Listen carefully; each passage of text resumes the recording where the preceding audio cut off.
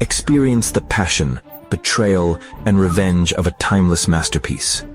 Step into Marie Corelli's legendary and unique storytelling style.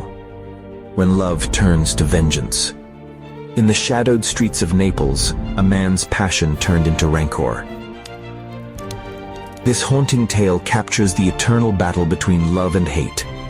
Immerse yourself in the world of trust and betrayal, infatuation and retribution. A love story perfect for fans of classic Gothic romance. A forbidden love story that defies fate. Whether you're a fan of classic literature or discovering Marie Corelli for the first time, this audiobook will pour your heart and soul.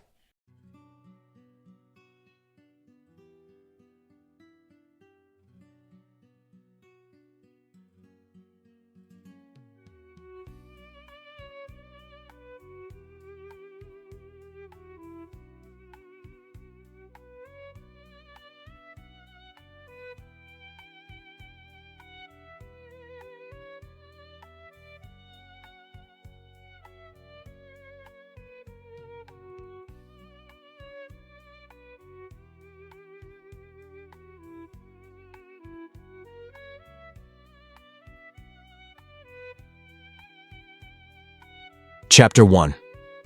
I, the author of this tale, am officially dead. Dead according to the law. Dead by irrefutable evidence. Dead and buried. Ask about me in my hometown, and you'll be told I was among the victims of the cholera epidemic that devastated Naples in 1884, and that my remains lie decaying in the ancestral family crypt. Yet, I live. I feel warm blood coursing through my veins, the blood of 30 vigorous years. I am strong, alert, my muscles sturdy, my posture straight and proud. Yes, I live, despite being declared dead. Fully alive, vigorous and mostly unmarked by grief, except for one detail. My hair, once jet black, is now as white as freshly fallen snow, although its curls remain thick. A hereditary condition? Asks one doctor, eyeing my snowy locks. A sudden shock, Speculates another. Exposure to extreme heat? Offers a third. I answer none of them. I did once to a well-known physician whose compassion and skill were widely respected. He listened patiently to my account, his expression shifting from disbelief to concern, and eventually hinted gently at madness. Since then, I have remained silent. But now, I write. Far removed from judgment or disbelief, I can set down the truth boldly. If I choose, I could dip my pen in my own blood, and no one could dispute me. The serene solitude of a vast South American forest surrounds me, the majestic silence of untouched nature, scarcely disturbed by humanity's intrusion. It is a sanctuary of profound peace, gently stirred by the flutter of bird wings and the whispers or roars of the wild free winds. Here, in this restful haven, I release my burdened heart, pouring its bitterness onto the page until the final bitter drop. The world must know my story. Dead yet alive. You wonder how this can be? Friends, if you want certainty that your loved ones are truly gone, opt for cremation. Otherwise, there's always uncertainty. Cremation is the surest, safest way, clean and decisive. Why resist such a method? Isn't it better to release the remains of our dear departed to cleansing flames and fresh air, rather than imprisoning them in cold stone vaults, or burying them deep in damp, clingy earth? Beneath the soil lurk grotesque, nameless horrors. Long worms, blind, wingless insects born of decay. Creatures whose sight alone could drive a sensitive woman into hysterics, or cause even a strong man to recoil. But beyond these physical repulsions lies an even greater terror, the uncertainty. Suppose after solemnly lowering the coffin into its grave, after adopting somber expressions of grief, all precautions fail. Suppose the vault doors are not as secure as imagined, the sturdy coffin torn open by frantic, desperate hands. Suppose our loved one, presumed dead, emerges like Lazarus to confront our devotion once again. Wouldn't we bitterly regret not choosing the assured, dignified method of cremation? Especially if we have inherited wealth or property from the supposed deceased.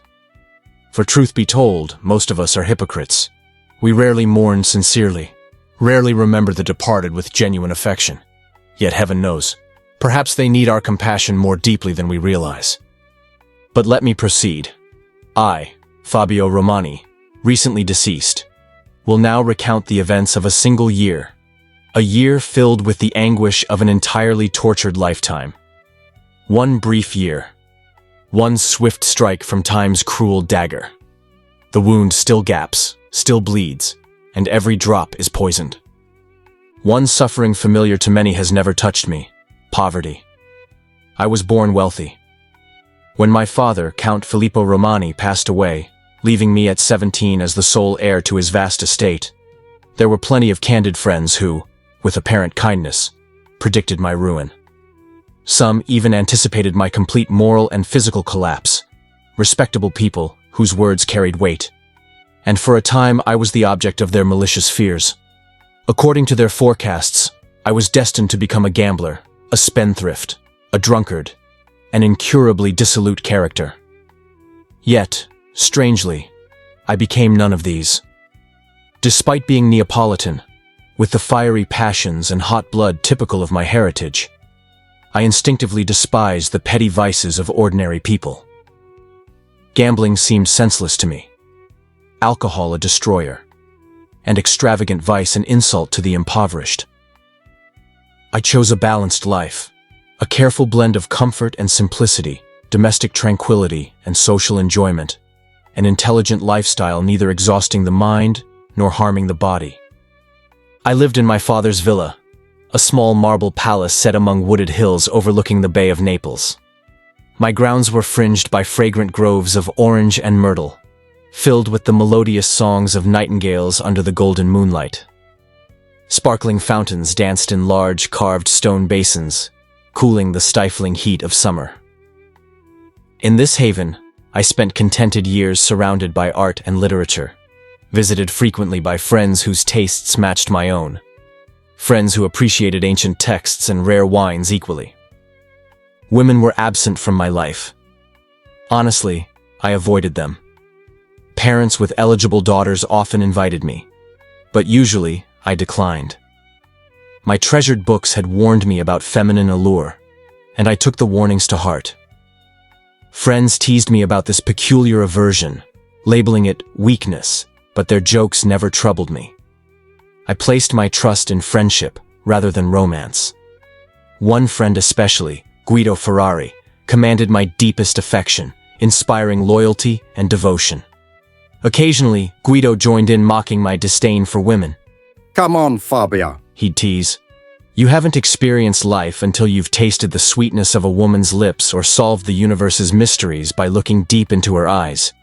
You know nothing of joy until you've held a woman close, felt her heart race against yours. Forget your dusty old books. Those ancient philosophers had no real passion. Their blood ran cold.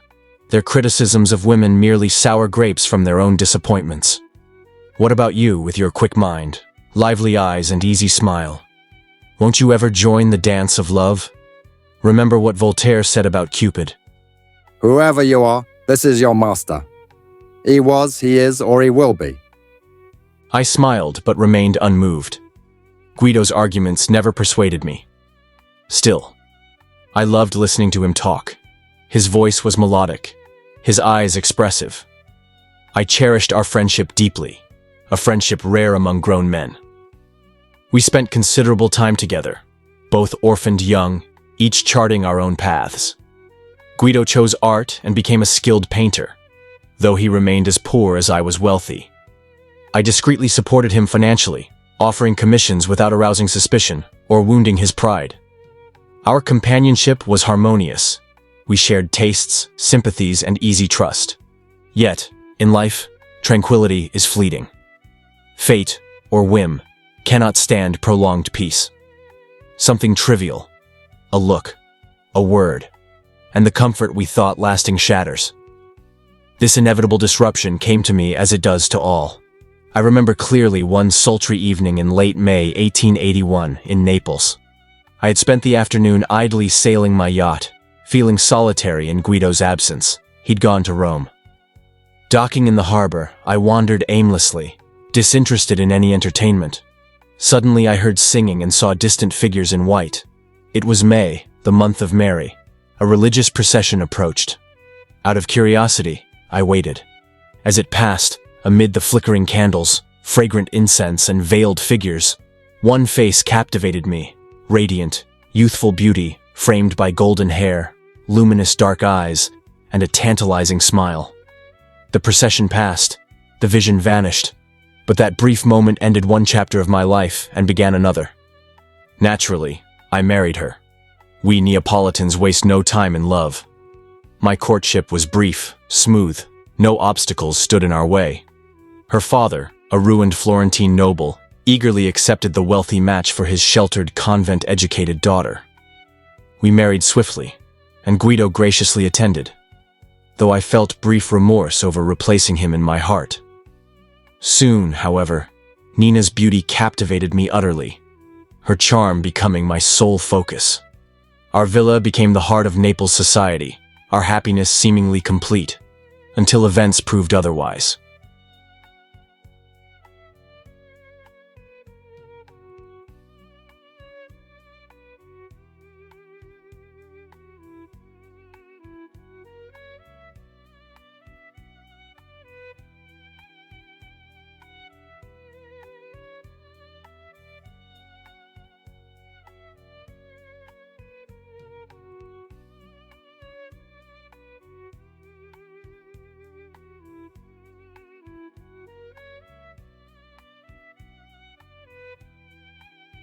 Chapter 2.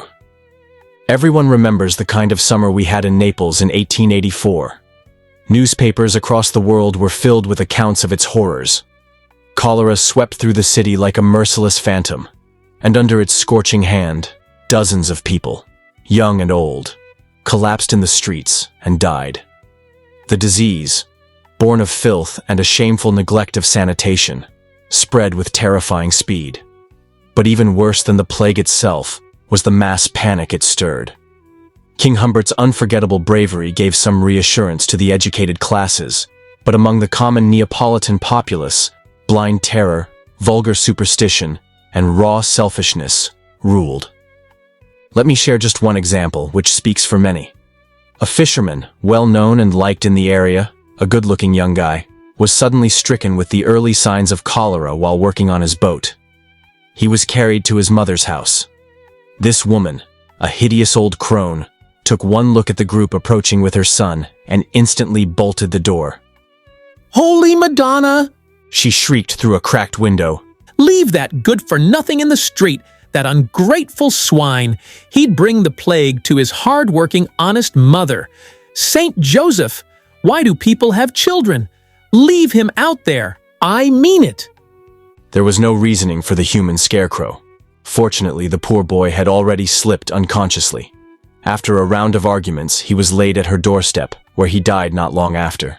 His body, like trash, was later hauled off by the Beccamorti, the death cart workers. The heat was unbearable. The sky glared like a dome of flame. The bay was smooth and glassy. From Vesuvius, a narrow wisp of smoke curled up, enhancing the eerie sense that the whole region was encircled by some invisible ring of fire. Birds were silent, except in the evenings when the nightingales in my garden burst into a torrent of song, half jubilant, half mournful. Up on the wooded hillside where I lived, it was cooler. I took every possible precaution to protect our home from contagion. Truthfully, I would have fled altogether if I hadn't known that leaving an infected area often increased one's risk. Besides, my wife wasn't the anxious type. Most beautiful women rarely are.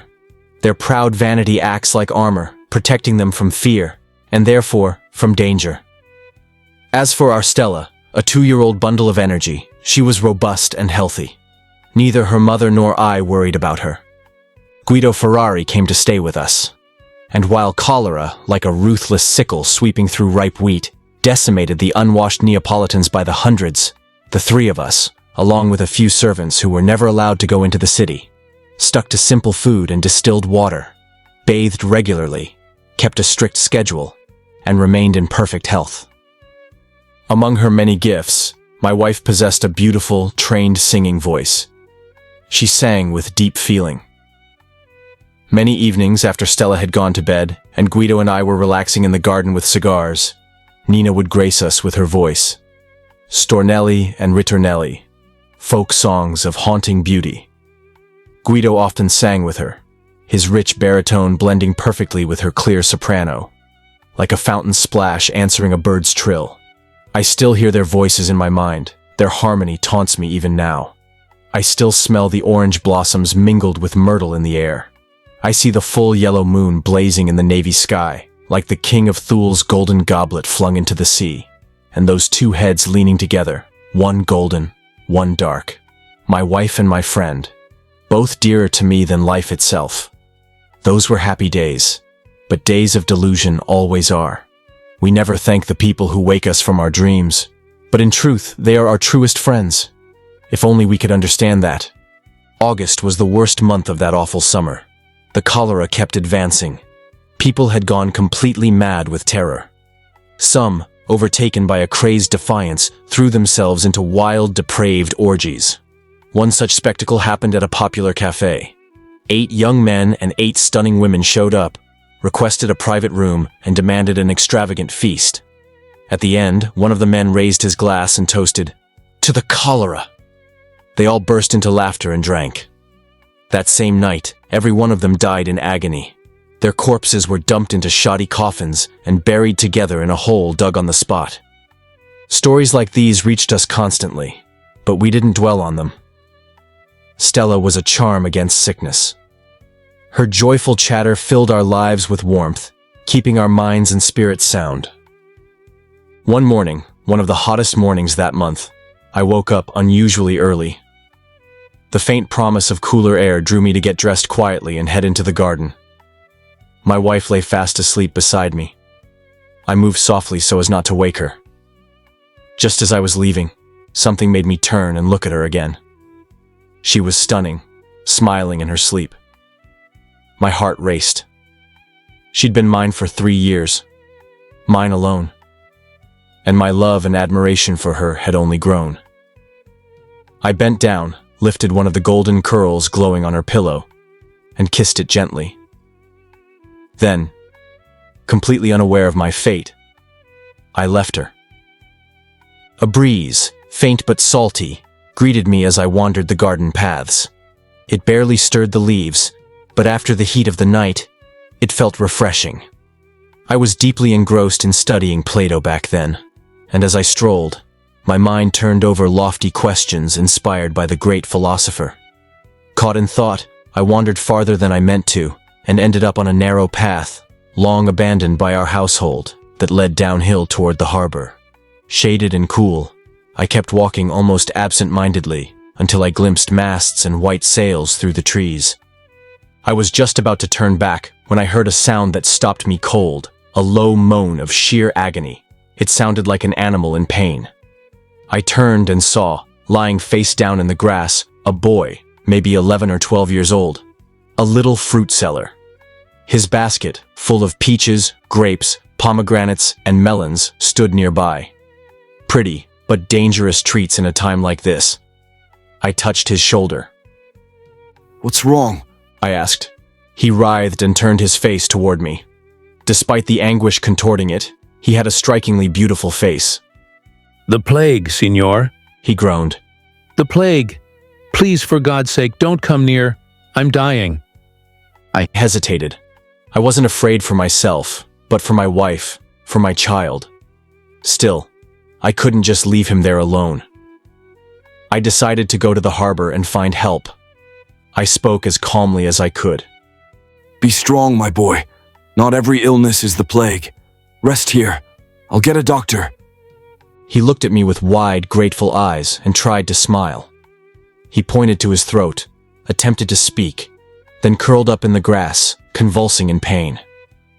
I left him and walked quickly to the harbor, where the heat was thick and choking. A few men loitered there, looking stunned. I told them about the boy and begged for help. None of them would come, not even for the gold I offered. Furious at their cowardice, I searched on and finally found a physician, a pale, tight-lipped Frenchman, who listened with obvious reluctance. When I finished explaining, he shook his head and dismissed it. He's already as good as dead. He said bluntly. Better notify the Misericordia. They'll collect the body. You won't even try to save him? I shouted. He gave a mocking little bow. Forgive me, monsieur, but touching a cholera corpse? That would risk my own health. Good day. He slammed the door in my face. I was enraged. Though dizzy from heat and the stench of the sun-baked streets, I pushed the danger aside. I stood in that plague-ridden city, not knowing what to do next, when a calm voice broke in. Looking for help, my son? I looked up. A tall monk stood beside me, his face pale but resolute, mostly hidden beneath his hood. One of those brave souls who had come forward for Christ's sake to confront the pestilence, while the loud-mouthed atheists ran like frightened rabbits. I bowed and explained my mission. I'll go at once, He said kindly. but I fear it's too late. Still, I carry remedies. I might not be too late. I'll go with you. I said quickly. We wouldn't let a dog die without help. How can we leave a child? He glanced at me thoughtfully as we walked. You don't live in Naples. I gave him my name, which he recognized, and described my villa. We've been perfectly healthy up on that hill. I added. I don't understand the hysteria. Fear makes this plague worse. Of course, He said calmly. but what can you expect? These people live for pleasure. Their minds are stuck on this world. When death enters their midst, they act like children frightened by shadows. Religion, he sighed, means nothing to them. But you, Father, I began, then stopped. A pounding ache throbbed in my skull. He said firmly, am Christ's servant, so death doesn't scare me. Unworthy as I am, I'd face any end for him. I was about to respond when dizziness overtook me. I grabbed his arm for support. The street tilted beneath me. The sky spun like blue fire. His voice came from far away, asking if I was all right. I managed a weak smile. Must be the heat, I said, sounding ancient. I feel faint. You go to the boy. I'll rest here. Oh God. Pain ripped through me, cold, stabbing, as though a knife had been driven into my core. I collapsed. The monk, strong and unshaken, caught me and dragged me into a small restaurant nearby. He laid me on a bench and summoned the innkeeper, who knew him well. Though I was in agony, I remained conscious. Take good care of him. The monk said. He's Count Fabio Romani. You'll be rewarded. I'll return soon. The Count, Madonna, he's caught the plague, Idiot. the monk snapped. It might be sunstroke. Care for him? Or by St. Peter's Keys, there'll be no place in heaven for you. Terrified, the innkeeper scrambled over with pillows. The monk handed me a glass with something medicinal. I drank it without thinking.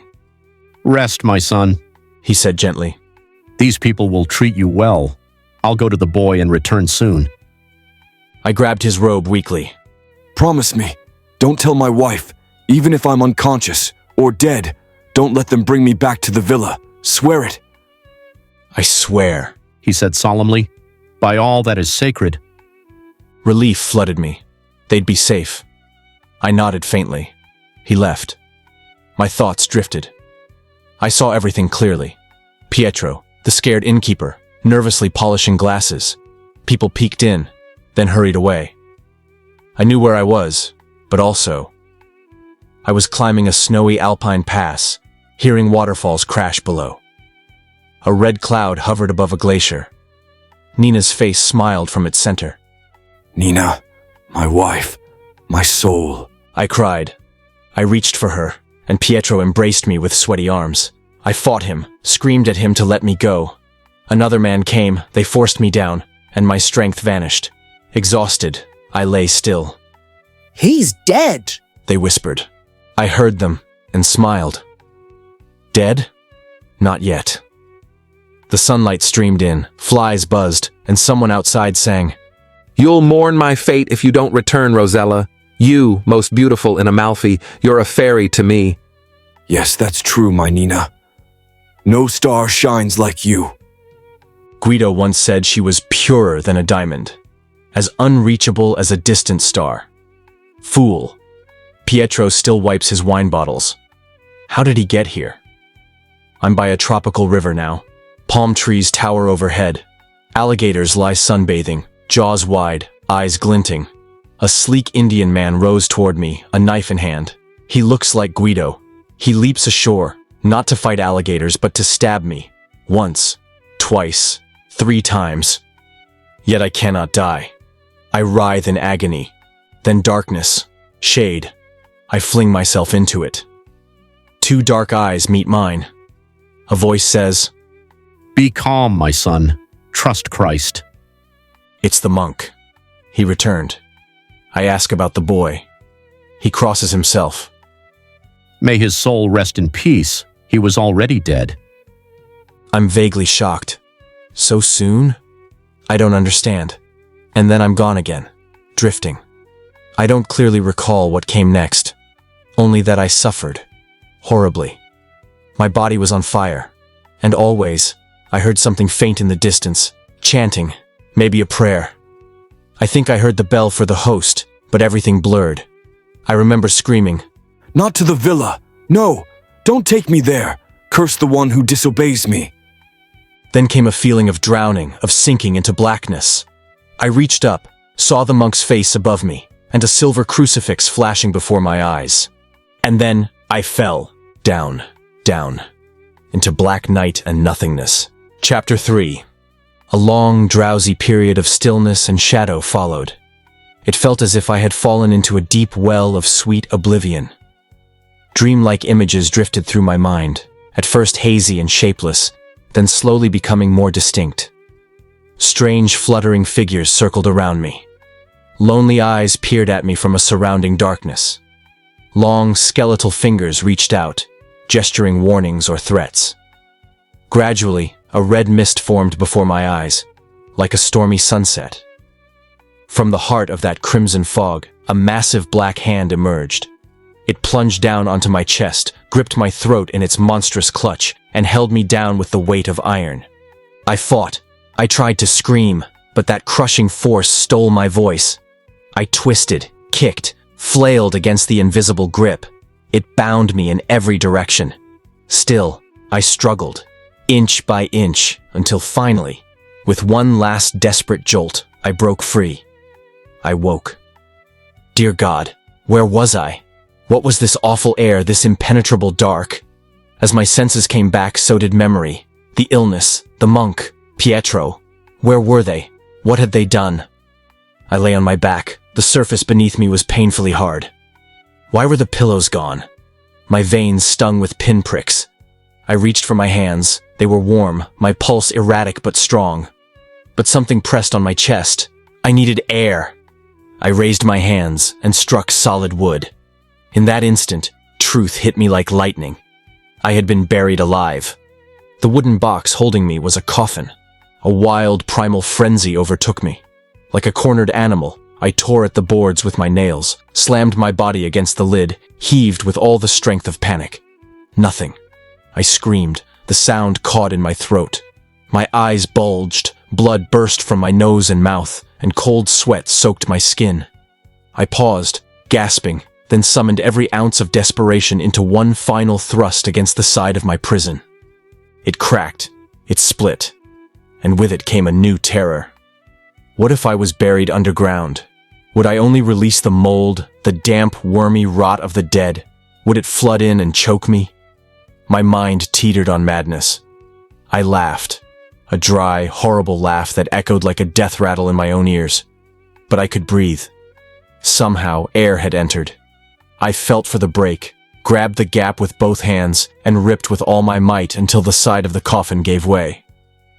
I shoved the lid open and stretched out my arms. No soil, just air. Glorious, empty air. I leapt out of the cursed box and fell.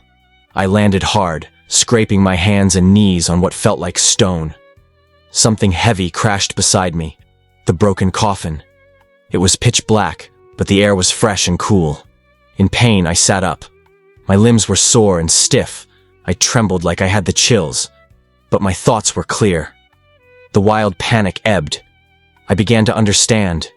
Yes, I had been buried alive.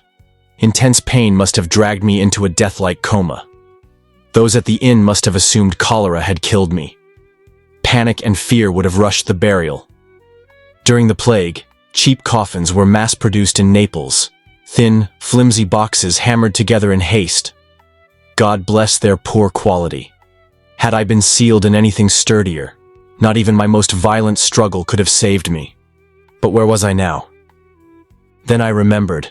I had told the monk my name. He must have recognized me as the sole heir of the Romani family. Of course, he would have done what duty demanded, arranged for my burial in the Romani family vault. That dreadful place hadn't been opened since my father's grand funeral. The more I considered, the more certain I felt. I was in the Romani vault. That tomb had terrified me as a child. I had watched my father's coffin lowered into its niche with all the pomp of nobility, and I had turned away, sick at the sight of the velvet-covered oak casket of my mother. Now here I was, locked in with them. Could I escape? The vault's entrance was sealed with a heavy iron gate. Beyond it, steep steps led downward. I had to be at the bottom now.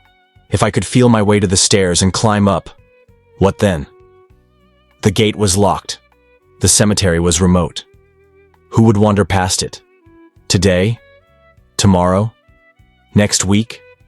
Would I starve? Die of thirst? Driven by these thoughts, I rose. My bare feet met the cold stone floor, chilling me to the bone. Thankfully, I still wore my flannel shirt and trousers. Buried as a cholera victim, they hadn't fully stripped me. Around my neck, I felt a chain.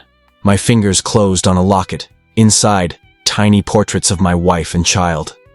My heart ached. I kissed it, and tears, the first since my death, welled in my eyes. Life was worth fighting for Nina's smile, for Stella's laugh. I would not give in. I would live. I could picture Nina, broken by grief, sobbing in our bedroom, her face pale, her hair disheveled. Stella, puzzled and sweet, asking why Papa hadn't come to swing her under the orange trees. And Guido, loyal friend. I believed in his sorrow. I imagined their joy at seeing me alive again. Then, a bell. A heavy, echoing toll. 1, 2, up to 12. Midnight? Or noon? I retraced events. It had been morning when I met the monk. By afternoon, I'd collapsed. If they buried me the same day, this must be midnight. Midnight on the day of my burial. A cold dread passed over me. I've always been brave, but like most Neapolitans, I have a streak of superstition. There's something awful in hearing a bell toll midnight while you're locked in a tomb with your ancestors' corpses. I tried to focus. Escaping was my only thought. If I could find the stairs. I reached out and slowly edged along the walls. Then I stopped. A sound, a sharp, chilling cry. It echoed through the crypt. My blood froze. Another shriek, high, mournful, and terrifying. Then a flutter of wings. I exhaled. An owl. I whispered. Just an owl. A creature of the night. Sorrowful, but harmless. I continued. Suddenly, 2 glowing yellow eyes pierced the dark. They lunged. A huge owl swooped at me, wild and vicious. It beat at me with wings I couldn't see, scratched at my face, attacked with a fury like a demon. I fought it off blindly, striking again and again. The struggle lasted moments, but felt eternal. At last, I drove it away. Its eyes vanished with a screech of rage. Heart pounding, I moved on, hands outstretched. I bumped into a wall. Searching upward, I found a hollow. A stair? It was high. I reached further. My fingers touched something soft and damp. Velvet? Moss? As I explored the surface, I realized I was touching a coffin. Oddly, I felt calm. I traced the metal ornaments, 8 along the length, 4 across. Then a chill struck me. Whose coffin was this? My father's? My mother's? The thought made me pull away. I was lost, no closer to escape. And now thirst clawed at me. I dropped to my knees and cried aloud. God, have mercy. Christ, help me. Mother, if you are near, pray for me. Save me, or let me die now. My voice rang out through the tomb, strange and ghost-like. I feared madness. What horrors might I commit in such a place, driven insane by death and silence? Then, a sound, a melody. Jug, jug, jug, lodola, lodola, trill, lil, lil, sweet, sweet, sweet. A nightingale, blessed bird. My heart soared. Its sweet notes lifted me from despair. I stood and wept with joy. That song restored my strength. I decided to follow its voice. The bird sang on, guiding me like a beacon. I walked, slowly, unsure, but filled with hope. Its music grew clearer. My steps quickened. Then, a stumble. I fell hard. My hands scraped stone. I looked up. A single beam of moonlight pierced the darkness. I had found the stair. I lay on the lowest step. I couldn't see the door above, but I knew it was there. I was too tired to climb. I lay still, staring at that slender shaft of light and listening to the nightingale. 1. The bell tolled again. Dawn neared. I decided to rest. I fell asleep on the cold stone as if it were a bed of feathers. I don't know how long I slept. I woke with nausea and faintness. My neck burned. I reached up and recoiled in horror. My fingers closed around something vile and alive. A creature, wet and pulsing, was embedded in my flesh. I screamed and ripped it off, flinging it into the dark. Then I truly lost control. I shrieked, wild and loud. When silence returned, I looked around. The moonbeam was gone. In its place, pale gray dawn light filtered in. I could see the stairs and the gate. I raced up, clutching the iron bars. They held firm. I shouted, nothing. Through the bars I saw trees, grass, and sky, faintly pink with the coming sunrise. A vine dangled nearby, dripping with dew. I reached out, grabbed its leaves, and ate them greedily. Nothing had ever tasted so good. They eased my burning throat. Birds stirred. The nightingale had stopped. I calmed. The fresh air, the sky, the trees, they steadied me. I turned to look down the steps. Something pale caught my eye. On the 7th step lay half a wax taper used in Catholic funerals. Likely discarded by a careless acolyte. I examined it. If only I had light. I checked my pockets. Coins jingled. My purse. My keys. My card case. They'd buried me in haste. Everything is still on me. I searched again. A small box of wax matches. No cigar case.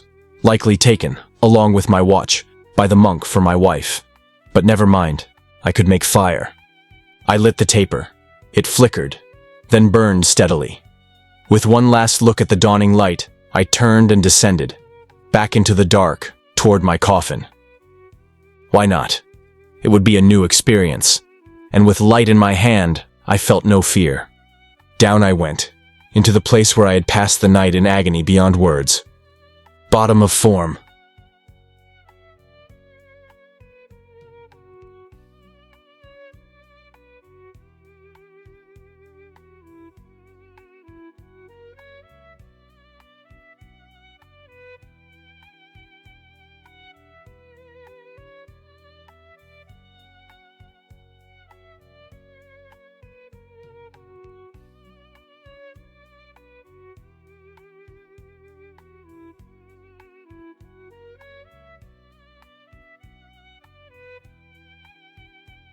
Chapter 4. As I descended the steps, lizards darted away from beneath my feet, and when the flare of my candle pierced the darkness, I heard the rustle of wings and eerie hisses mixed with strange cries. I now fully understood what creatures made their home in this grim chamber of death, but I felt I could face them all, armed with the light in my hand. The path that had seemed endless in complete darkness now felt short and easy, and soon I stood once again at the place where I had first awakened. The main chamber of the vault was square, like a small room enclosed by towering stone walls. These walls had been carved into niches, and in each one rested a narrow casket, neatly stacked, like merchandise on warehouse shelves, holding the remains of the Romani family, generation upon generation. I lifted the candle high above my head and looked around with a morbid fascination. I quickly found what I was searching for: my own coffin. There it was, lodged in a niche about 5 feet above the ground. The broken wood clearly showed the violent struggle I'd made to escape. I stepped closer to examine it. It was a pitifully thin shell, plain, unpadded, and undecorated. A cheap, rushed job by the undertaker, though God knows I had no complaint. In fact, I owed my life to that very haste. Something glimmered at the bottom. It was a crucifix of ebony and silver. That compassionate monk again. He hadn't let me be buried without this final blessing. He must have laid it on my chest. It likely fell during my frantic escape. I picked it up and kissed it. If I ever saw that monk again, I would tell him everything, and return this cross as proof of my story. Had they labeled the coffin? Yes, there it was, painted in bold, crude black letters, Fabio Romani. Below that, my birth date, and a Latin inscription stating I had died of cholera on August 15th, 1884. That was just yesterday, only yesterday. And yet I felt like a century had passed. I turned to view my father's resting place. The velvet that had once draped his coffin now hung in decaying strips. Still, it wasn't as ravaged as the moldy, almost unrecognizable fabric that clung to the next casket. My mother's. I somehow knew that was hers. And I realized it must have been that deteriorated cloth I had unknowingly touched during the night. I counted the metal ornaments again. My mother's coffin had 8 along the length, 4 across. My father's had 10 along and 5 across. Poor little mother. Her portrait still hung in the library at home. A youthful, radiant woman with dark curls and a complexion like a summer peach. All that beauty, now gone to dust. I shuddered and knelt reverently before the 2 niches, seeking a silent blessing from those whose love had once shaped my life. As I knelt, the candlelight flickered across something small and bright. I moved closer. It was a pendant, a teardrop-shaped pearl surrounded by tiny rose-colored diamonds. Surprised, I looked around, wondering where such a gem could have come from. Then I saw a massive coffin lying on its side nearby. It looked as if it had crashed to the ground. Scattered stones and debris surrounded it. I raised the light. A niche just below the one I'd been placed in was now empty, and part of the wall there had crumbled.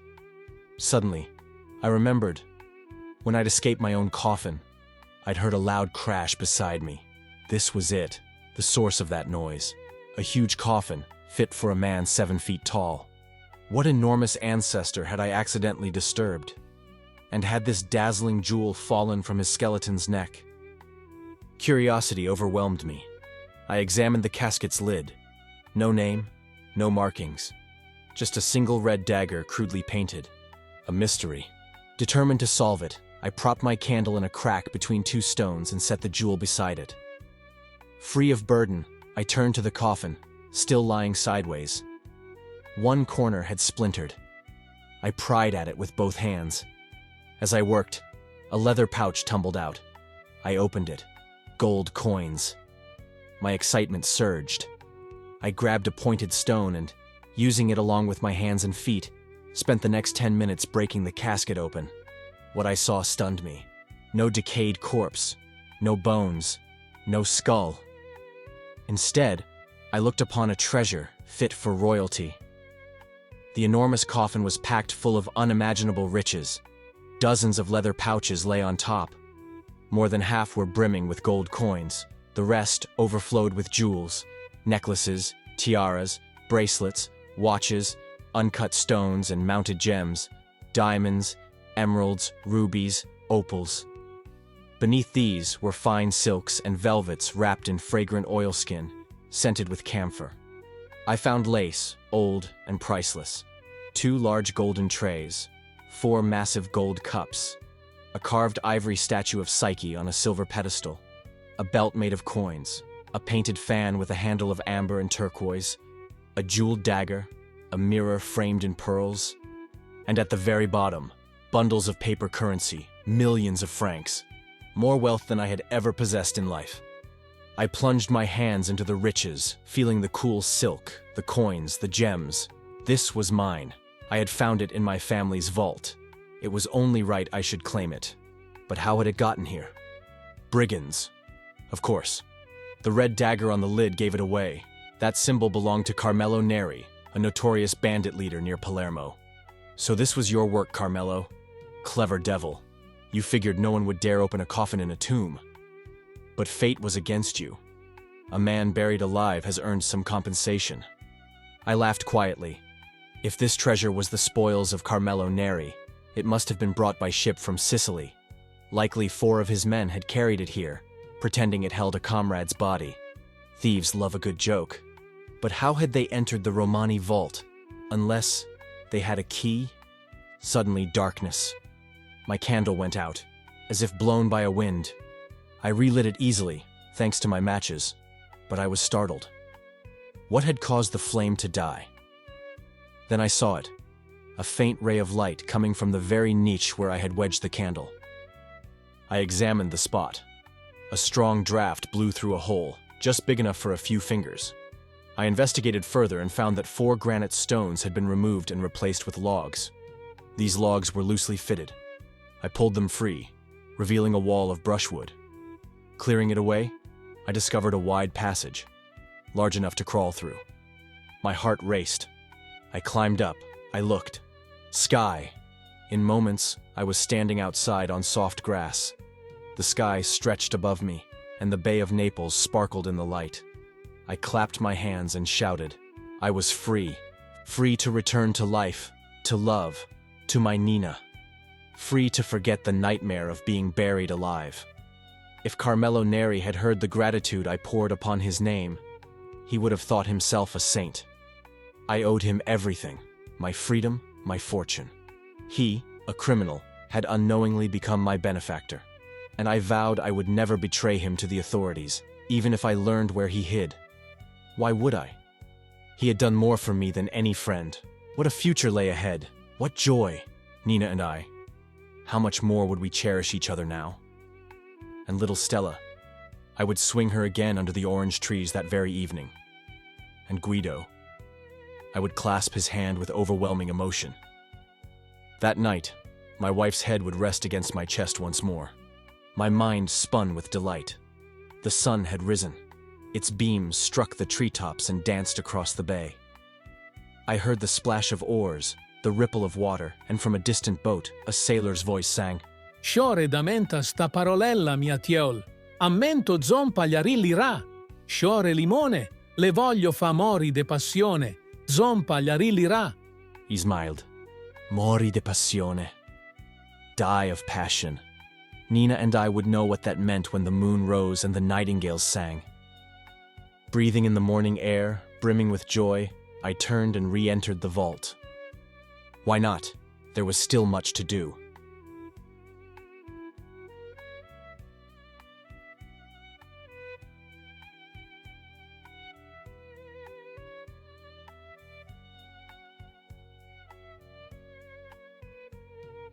Chapter 5. The first thing I did was repack the treasure I'd discovered. It wasn't difficult. For now, I only kept 2 of the leather bags, one filled with gold coins, the other with jewels. The chest, though pried open, was still solid. I shut its lid as best I could and dragged it into a shadowy, distant corner of the vault, stacking 3 large stones on top of it. Then I tucked one bag into each trouser pocket. That movement reminded me of how scantily dressed I was. Could I really walk through the city like this? I checked my purse. As I'd mentioned before, the people who had buried me so hastily had left it with me, along with my keys and card case. It held 2 20-franc pieces and some silver, enough to buy myself something halfway decent to wear. But where and how? Should I wait until nightfall and sneak out like a guilty spirit? Number. Whatever happened, I refused to stay a moment longer in that tomb. Naples swarmed with beggars in worse rags than mine. If I was mistaken for one of them, so be it. Whatever challenges I faced, they would pass. Satisfied I had secured the brigand's treasure well enough, I took the pearl and diamond pendant I had first found and attached it to the chain around my neck. It would be a gift for Nina. Then, climbing back out through the hidden exit, I sealed it again with logs and brushwood. From outside, it was impossible to detect any sign of a passage. Whoever built it had been incredibly skilled. Nothing remained now but to make my way into the city, declare who I was, find food and clothing, and hurry home. I climbed a small hill and surveyed the area. The cemetery lay on the outskirts of Naples. The city itself sprawled to my left. A winding road led that way, and I figured it would take me into the outer districts. I started walking. It was full daylight. My bare feet sank into sun-baked dust. The heat beat down on my uncovered head, but I hardly noticed. My heart was too full. I wanted to sing with joy as I walked, home to Nina. My body, however, reminded me of its suffering. My limbs felt weak, my eyes burned, and a strange chill occasionally ran through me. But I recognized these as remnants of my illness and paid them no mind. A few weeks under Nina's care, and I would be whole again. I pushed on. At first, I saw no one. But eventually I caught up with a small cart loaded with grapes. The driver was asleep, slumped on his seat. His pony grazed nearby, the bells on its harness jingling softly. The grapes looked irresistible. I was hungry and parched. I touched the man's shoulder to wake him. He awoke with a start, took one look at me, and fell to his knees in the dust, begging the Madonna and all the saints to spare his life. I laughed. Surely I didn't look that frightening, just half-dressed. Get up, man, I said. I only want some grapes. I'll pay for them. I handed him 2 francs. He stood up, still trembling, and handed me several bunches of grapes without speaking. Then he grabbed the money, jumped into his cart, and whipped the pony so furiously it bolted down the road, the cart bouncing wildly. I watched him disappear in a blur of dust and wheels. Was I a ghost in his eyes, or a robber? I ate the grapes slowly as I walked. They were cool and delicious, food and drink in one. As I neared the city, I passed market folk and street vendors. They ignored me. I avoided them when I could. Reaching the city outskirts, I turned into the first street that looked like it might contain shops. It was narrow, dark, and reeked of filth. But soon I found what I needed. A run-down hovel with a cracked window, behind which hung a tangle of second-hand clothing on strings. This was one of those places where sailors sell off souvenirs from foreign ports. Beside the garments were shells, coral, beads, carved coconut bowls, stuffed birds, old coins, even a wooden idol peering out between the legs of a pair of pants. An old man sat smoking in the doorway. He was a textbook example of a Neapolitan elder, his leathery face covered in deep wrinkles like scratched-out lines on ancient parchment. The only part of him that seemed alive were his sharp, beady black eyes, darting around suspiciously. He saw me coming but pretended to study a scrap of blue sky overhead. I've walked a long way, I said. and lost some clothes along the way. Can you sell me something? I'm not picky. He took the pipe from his mouth. You afraid of the plague? He asked. I just recovered from it. I replied. He studied me for a moment, then chuckled. Ah, good, good. You're like me, not afraid. We don't blame the saints. They send the plague. Beautiful plague. I love it. I buy all the clothes from corpses. They're usually in great condition. I never clean them. I sell them right away. Why not? People must die. The sooner the better. I help God out. The man crossed himself piously. I recoiled in disgust. He gave me the same queasy feeling I'd had when that unholy creature latched onto my neck in the vault. Enough, I said sharply. Will you sell me a suit or not? Yes, yes. He muttered, rising stiffly. He was short and stooped, more like a bent tree branch than a man. He shuffled into the dim shop. Come in, come in.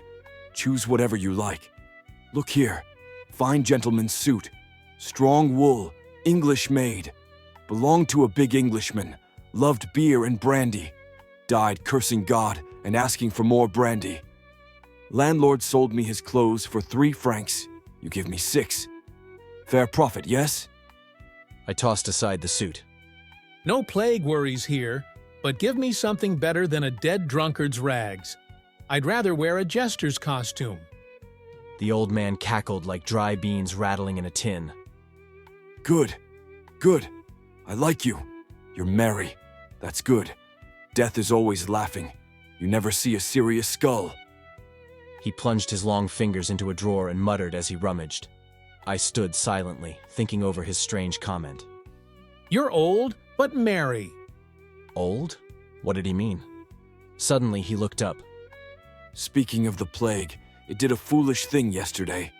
Took one of the richest men around. Young, strong, handsome. Gone in a day. Count Fabio Romani. Big family vault now holds him. Such a shame. I scolded the Madonna for it. She's fickle, like all women. I flinched but controlled myself. Really? I said. And why shouldn't he die like everyone else? The old man straightened and squinted at me. Who was he? You don't know Naples. Romani was generous. Gave away hundreds. I saw him marry. His wrinkled face twisted with malice. Pa! I hate his wife. Pretty as a white snake.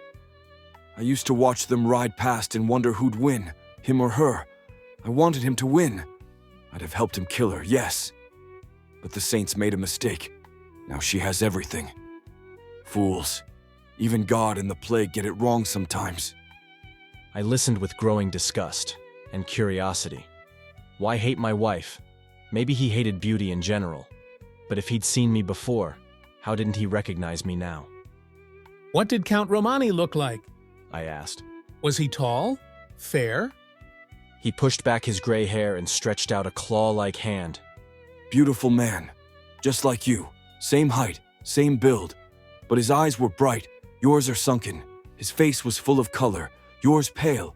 His hair, jet black. Yours, snow white. I staggered. White hair? Mine? Could one night in the tomb do that? If so, would Nina recognize me? Would Guido? Yet I could prove who I was. If I had to, I'd show them the broken coffin. The old man rambled on. He was strong. Could have wrung his wife's neck like this. He mimed the motion gleefully. She'd have stopped lying then. He would have done it, had he lived. That's why I'm sad he's gone. I forced myself to respond.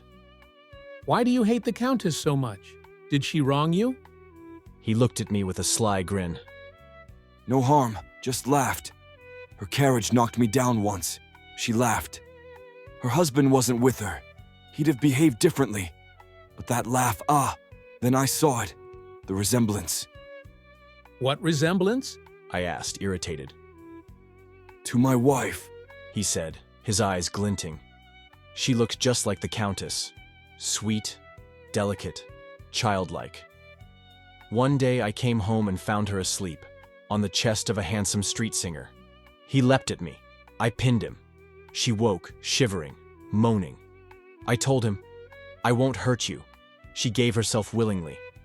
I tied him up. Then I went to her. Her blue eyes begged. I stabbed her in the heart. Her blood soaked her dress. She died. I cut the boy free and gave him the knife. Keep it. I said. She'd have betrayed you next. He called the police. I was tried. But they called it justifiable. The judge had a wife. He understood. He looked at me with twisted pride. That's why I hate the lady at Villa Romani. She reminds me of the one I killed. Same smile, same eyes. I tell you, her husband would have killed her too, if he'd lived.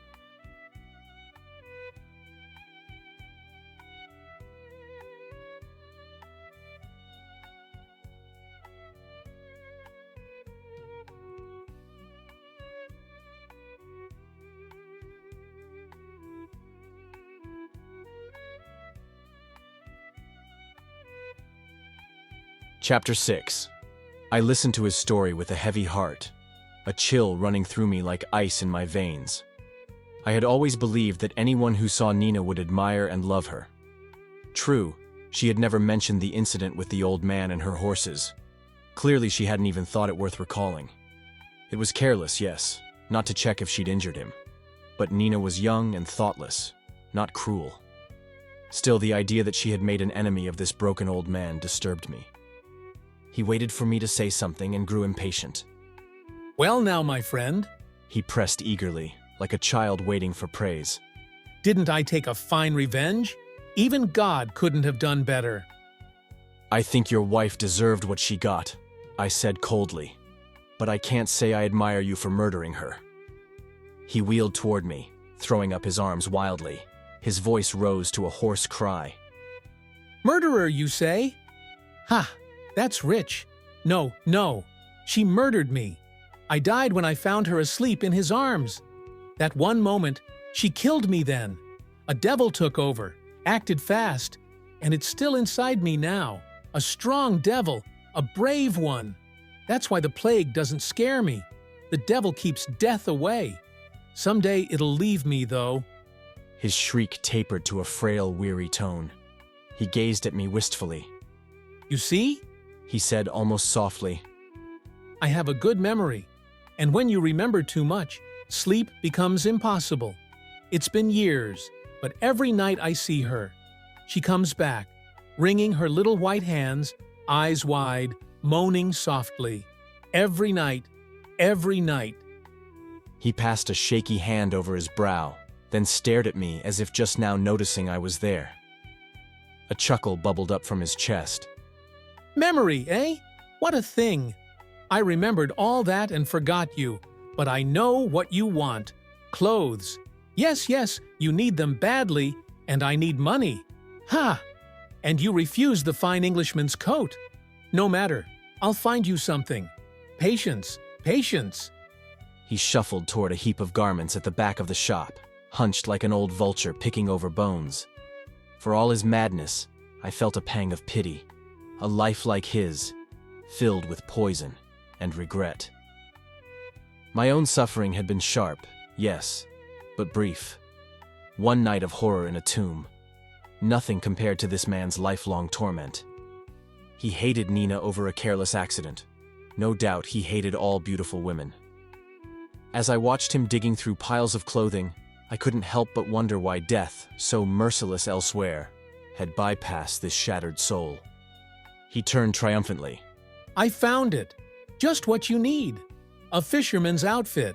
Red sash, cap, all of it. The man who wore it was about your size. And it's clean. Seawater washed away any plague. Smells like salt and seaweed. He spread the clothing before me. I looked it over indifferently. Did the last owner kill his wife? I asked dryly. The old man scoffed, spreading his fingers. Number he killed himself. Fool. How? I asked. By accident? Bah. He knew what he was doing. Only 2 months ago. All for a black-eyed beauty up in Sorrento. He brought her pearls and coral pins after a long voyage. Promised marriage. Met her on the quay. She tossed the gifts back, said she was tired of him. He tried to reason. She flew at him like a wildcat. Her bosom heaved, her eyes flashed. Just a market girl, but proud as a duchess. I don't want you anymore, she said. He turned pale, trembling, bowed his head. Then, before anyone could stop him, he jumped into the water, sank like a stone, didn't even try to swim. Body washed up the next day. I bought his clothes for 2 francs. You can have them for 4. And the girl? I asked. Oh, her? Laughs all day. Has a new man every week. What does she care? I took out my purse. I'll take the suit. You want 4 francs, here's 6. But for the extra 2, show me somewhere private to change. Yes, yes, of course. He trembled with greed as I handed him the coins. You're generous. I'll show you where I sleep. There's even a mirror. Hers. The only thing I kept. He stumbled through the cluttered shop and opened a small door carved into the wall. Inside was a tiny cell-like space, reeking of mold and decay, with a sagging bed and a broken chair. Light filtered through a square pane of dirty glass. The mirror, ornate, silver-framed, hung nearby. Costly, I noticed, but I didn't investigate it. Not yet. See? He said proudly. Lock works. I made it myself. I was a craftsman. Before that day. After that, I forgot how. Strange, eh? Here's your suit. Take your time. He nodded like a host showing off a palace, then left. I locked the door behind him. Slowly, I approached the mirror. What I saw made me gasp. He was right. I was old. Not just tired. Aged. My face was hollow, lined with pain. My eyes had sunk into dark caverns, glinting with haunted light. And my hair. White. Completely white. No wonder the grape seller had run. Would Nina know me? Would Guido? Tears sprang to my eyes. I wiped them away. Come now, Fabio, I scolded myself. What does it matter? Black or white hair, smooth or lined face? The heart remains. And if she loves you, your suffering will only make her love you more. One embrace will make you young again. Bolstered by the thought, I dressed quickly in the fisherman's garb. The trousers were loose, but had deep pockets, perfect for the gold and jewels I carried. Once dressed, I looked in the mirror again. I didn't look so bad. The red cap sat rakishly on my snow-white curls. A trace of my old spirit glimmered in my eyes. Rest would restore me. Perhaps even my hair would return to black, though if it stayed white, so be it. There was something striking about that contrast. I unlocked the door and called the old man. He shuffled in, head down. Seeing me, he blinked and gasped. Holy Madonna! What a fine man! Strong and tall. Pity you're old. You must have been powerful once. Half joking, I rolled up my sleeve. Still plenty of strength here. He touched my arm, eyes wide with childish awe. Like iron, He breathed. beautiful. You could kill with a single stroke. I used to be like that. I could slice silk sevenfold with one blow, like cutting butter. You could do the same. All in the arm. He peered at me, studying me like a relic. I turned away and pointed to my discarded clothes. Take them. They're not worth much. And here, 3 more francs for shoes and socks. He erupted with gratitude, swearing by all the saints that I was his savior. He found what I asked for, and soon I was fully equipped and ready to go. But I made a decision. I wouldn't go to the villa in broad daylight. My appearance might shock Nina too suddenly. Better to wait until dusk, take the back way, find a servant, or maybe even Guido, and prepare her gently for my return. As I planned, the rag picker hovered nearby, head cocked like a raven. Going far? He asked timidly. Yes, I replied sharply. Very far. He caught my sleeve, his eyes gleaming. Tell me, He whispered. I'll keep your secret. You're going to a woman, yes? I looked down at him, amused and slightly scornful. Yes, to a woman. He burst into silent, grotesque laughter, his face contorted with glee. I stepped toward the door. He followed, wiping his streaming eyes. To a woman? He croaked. Ha! You're not the first, and won't be the last. Go, go! You're strong. You have the arm. Go to her, find her, and kill her. Yes, yes. It'll be easy. So easy. Go and kill her. He stood at his doorway, his twisted body and grinning face like one of Heine's dwarf devils tossing fire on saints. I said good day without emotion. He didn't reply. I walked away slowly. Once I looked back. He was still there, mouth twitching, fingers making strangling gestures in the air. And his final words rang in my ears. Go and kill her.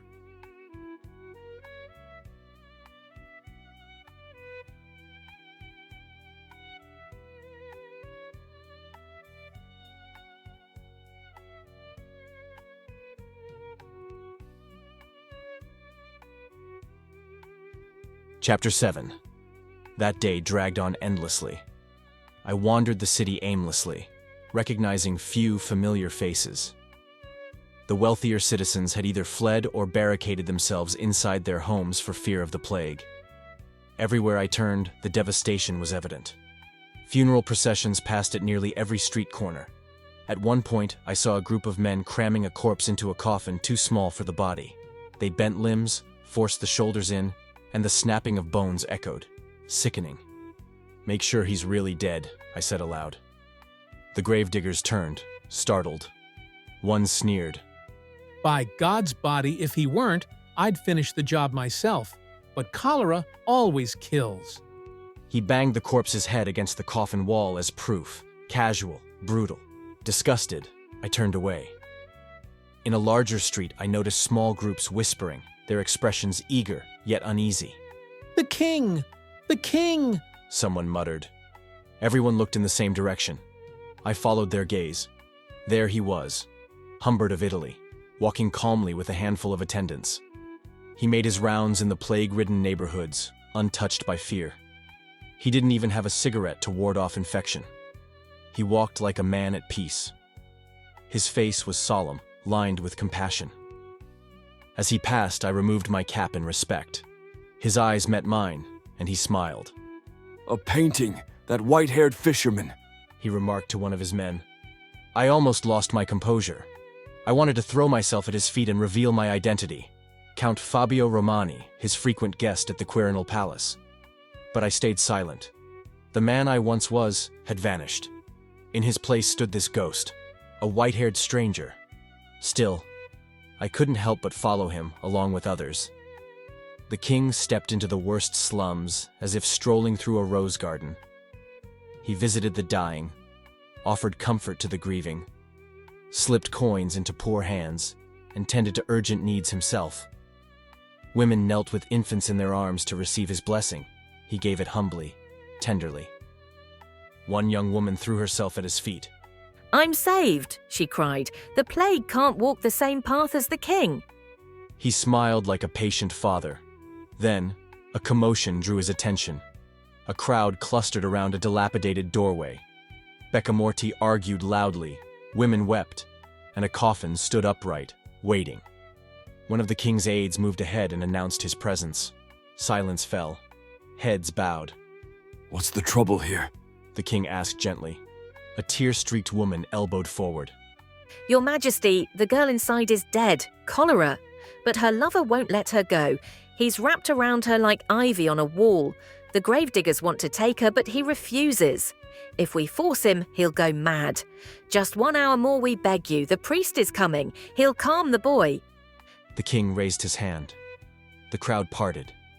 He entered the humble home. I followed, staying near the doorway. It was heartbreaking. On a narrow bed lay a young girl, untouched by death's decay. She looked asleep.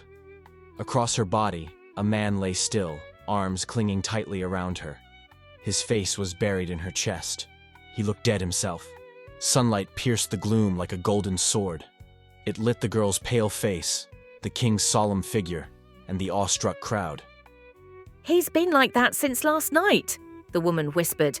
You can't pry his fingers loose. The king stepped closer. He touched the man's shoulder, his voice soft and warm. Figlio mio. No response. The women wept quietly. The men looked away. Again. Figlio mio. I am your king. Won't you greet me? The man lifted his head. His eyes were wild, his face hollow. Your hand, my son, said the king firmly. Slowly, as if hypnotized, the man freed one arm from the corpse and extended it. The king grasped it. There is no death in love, he said simply. Something broke in the man. He pulled away, sobbing. Humbert embraced him, helped him to his feet, and led him out gently. The boy wept like a child. The crowd murmured admiration. The king acknowledged them with a nod and motioned to the gravediggers to proceed. Then he moved on, showered in heartfelt blessings more sincere than any triumphal parade. I watched until he disappeared.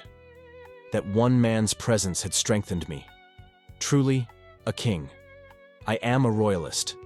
But if tyranny ever wore the crown, I'd help strike it down. Kings like Humbert are rare. Even in the chaos of my own suffering, his image shines, a symbol of compassion and valor. He reminded me of what Italy once was, and what she could be again. After he left, I walked to the little restaurant where I had supposedly died. It took some time to find, but eventually, there it was. Pietro the landlord still polished his glasses behind the counter. The same wooden bench where I had died stood in the corner. I stepped in. Pietro looked up. Good day. He greeted me. I nodded, ordered coffee and rolls, and sat. I picked up a newspaper as he prepared my food. Been fishing long, friend? He asked cheerfully. Had good luck? Caught off guard, I nodded. Yes. And the plague? I asked. Still strong? He sighed deeply. Don't speak of it. People drop like flies. Just yesterday. Holy Joseph, you wouldn't believe it. What happened? I asked, feigning ignorance. You never heard of Count Romani? He said. I shook my head. Well, he's dead. Rich as a king, they say. Fra Cipriano brought him here yesterday morning, struck down by the plague, died in 5 hours. Right there. He pointed to the bench across from me. Buried by sunset, like a dream. I nodded, focused on my bread. Rich or poor, I said, death doesn't care. True, Pietro agreed. And not even his wealth could save the holy Cipriano. I froze. He's dead? Dead as a saint, Pietro replied. He caught it from the Count, I guess. Wouldn't leave his side. Gave him last rites, placed his own crucifix in the coffin. Then went to deliver the Count's ring and watched to his wife. She fainted, apparently. Came back and boom, he was taken. Died this morning. God rest him. Promised me a warm spot in heaven. He'll keep that promise, I'm sure. I couldn't eat. My throat tightened.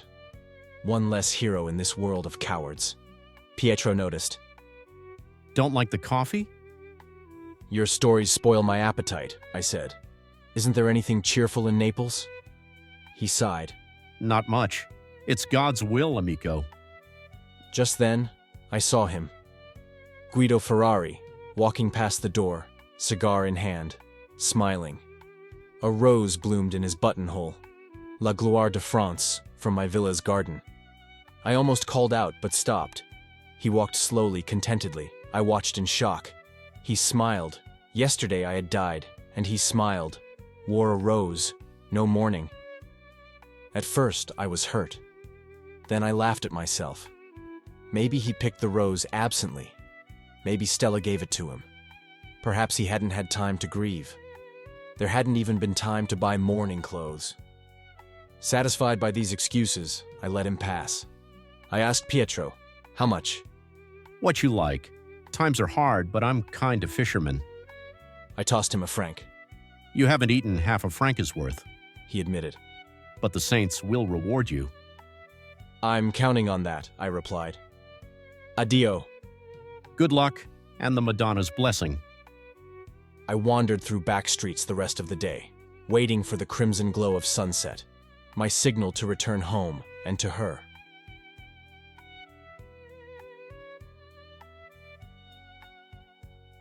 Chapter 8. At last, evening came, the one I had longed for. A gentle breeze stirred, cooling the suffocating heat of the day and carrying with it the fragrance of 1,000 blooming flowers. The sky was ablaze with a royal palette of shifting colors, and the bay, still as polished glass, mirrored every glowing hue with double the brilliance. Every nerve in my body tingled with desire, but I held myself back. I waited until the sun dipped below the horizon, until the dazzling spectacle of its farewell faded into pale, celestial tints, like delicate veils left behind by fleeing angels. Only when the full, round moon rose languidly on the edge of the sea did I give in to my eagerness and take the familiar road to the Villa Romani. My heart pounded, my legs shook, my steps were hurried, reckless. Never had that path seemed so long. Finally, I reached the grand gate. It was locked. The stone lions atop the pillars stared down at me sternly. I could hear the soft splash of the fountains within, smell the sweet perfume of roses and myrtle with every breath. Home, at last. I smiled, my whole body trembling with anticipation. But I didn't plan to enter through the main gate. Instead, I gave it one last fond look and turned left toward a smaller private entrance that opened onto a shady avenue of ilex and pine, peppered with orange trees. That path had always been a favorite of mine, cool even at midday and almost always deserted, save for the occasional stroll with Guido. I'd spent many afternoons there alone, walking in the dappled light, reading, or losing myself in idle daydreams. The path led around the back of the villa, and tonight, I intended to use it to approach quietly, to find Assunta, the nurse who cared for my daughter Stella. She had also nursed my mother on her deathbed and remained a loyal family servant. The trees swayed gently above me as I moved, quick but quiet, over the mossy ground. The place was hushed. Every now and then the nightingales broke the silence with their bubbling golden songs, only to fall quiet again, as if even they were intimidated by the moonlit stillness. A burst of fireflies shot from a laurel bush, sparkling like spilled jewels in the night. The scent of orange blossoms and jasmine trailed through the air. My spirit soared the closer I came. I imagined clasping Nina in my arms, seeing her eyes light up with love. I was eager to shake Guido's hand. Even little Stella, though surely asleep by now. I'd have her awaken just to kiss her sweet, angelic face and run my fingers through her curls like spun gold. But then, wait. What was that? I froze, stopped cold by some unseen force. I listened. That sound. Could it be? Yes, a peal of soft, joyful laughter. My whole body shuddered. I knew that laugh. It was Nina's. That silvery laugh I had adored. And now, while I was supposed to be dead, she laughed like that? My heart turned to ice. Then, through the trees, I saw the flicker of a white dress. Acting on instinct, I slipped behind a thick wall of greenery, where I could see without being seen. Her laugh rang out again, clear and carefree. It sliced through me like a knife. She was happy. Happy. While I had imagined her praying for my soul or locked in her room, drowning in tears, she was here, laughing in the moonlight. Could she have gone mad? Had the shock of my death broken her mind? Was her laughter the manic glee of someone unhinged? But no.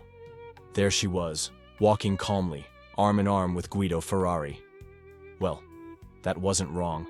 He was like a brother to me. It was his duty to console her. But then, wait, was that just a comforting arm around her? I leaned closer, my breath caught in my throat, my fists clenched. Oh God, her arm was around his neck, her head rested on his shoulder. I watched, frozen. She had walked like that with me 1,000 times. She wore white, except for one scarlet accent, a rose pinned to her chest, glinting with a diamond brooch. I thought, in a mad flash, that it should be blood pinned there instead. They paused just steps from where I crouched. I could hear every word. You foolish Guido, she said with a dreamy laugh. What would we have done if Fabio hadn't died so conveniently?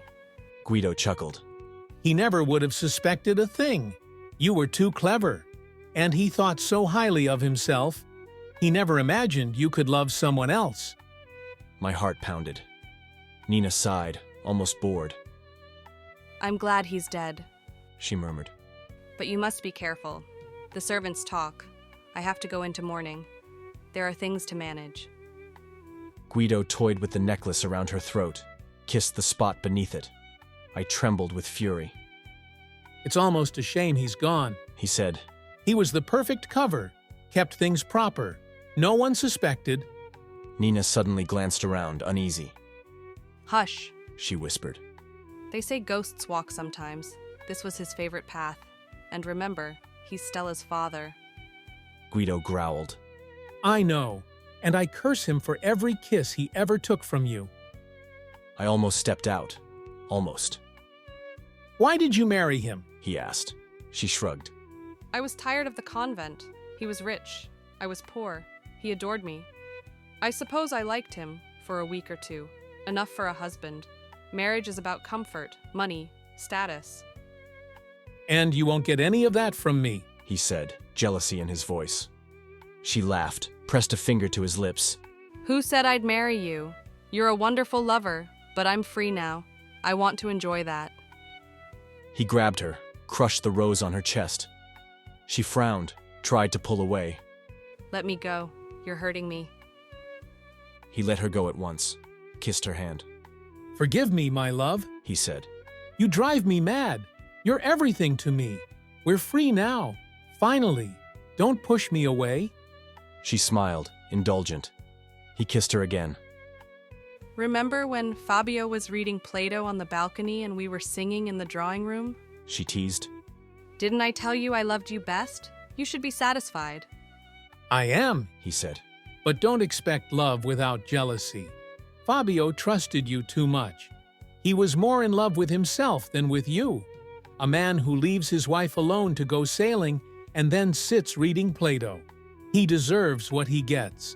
I'm jealous of the air you breathe. And if anyone else dares touch you, I'll kill him. Not again. Nina sighed. You're angry again. He softened. No, sweet one. I'll be gentle, as long as you love only me. Let's go in. It's chilly. She agreed. They began to walk back. Do you hear the nightingales? He asked. Who could not? Their song poured down from the trees like golden bells. Pure, rapturous love songs. Untainted, unlike our sordid human loves. I hate them. Nina muttered. Too shrill. He used to love them. He used to sing. What was it? She sang the old verses. Her voice was lovely. Then she laughed. Poor Fabio. He always hit a wrong note. They walked away, untroubled, unconcerned. I waited until their white silhouettes disappeared into the trees. Then I stepped from my hiding place. I stood where they had stood. My head spun. The moon looked blood red. The ground seemed to shift beneath me. She, the woman I loved, the mother of my child, was no better than the lowest prostitute. She chose shame, chose it gladly. She lied, betrayed, played the innocent, and now mocked me in death. What to do? My eyes fell on the crushed rose petals on the path. I gathered them in my palm. They smelled sweet, sickeningly sweet. I nearly kissed them, then recoiled.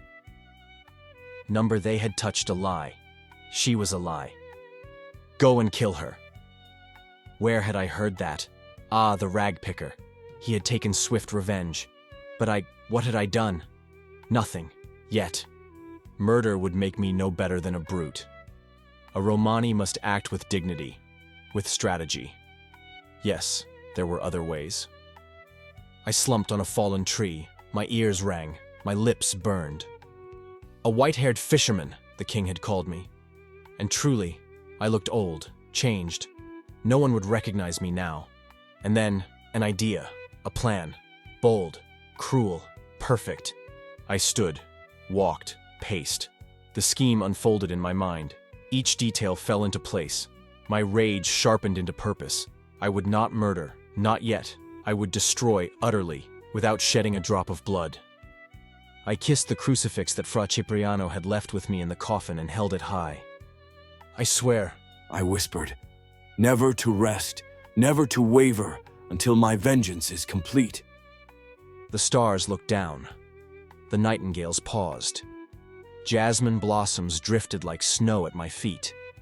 My life of joy, of illusions, was over. Now came the chain, cold, hard, unbreakable. I turned and left the avenue. As I passed the villa's main gate, I saw my old servant barring it for the night. Why had it been opened earlier? Of course, to let Guido out. Nina, ever the actress, would ensure propriety. I walked steadily down the road to Naples. On the way, I overtook him. Guido. Strolling lazily, smoking, holding a spray of stephanotis. A gift from her, no doubt. I passed him. He glanced at me, disinterested. Just a fisherman. Oh, how I wanted to strike him down. But no, not yet. I had a better game to play. I found a place to sleep in a seedy inn by the docks, and I slept deeply, dreamlessly. My comfort? The plan that now burned like fire in my soul. A plan more merciless than murder. A plan worthy of the name Romani.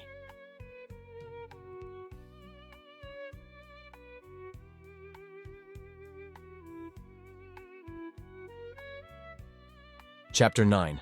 I woke at daybreak, more resolute than ever. The The plan I'd forged in the night was set. Now it was time to act.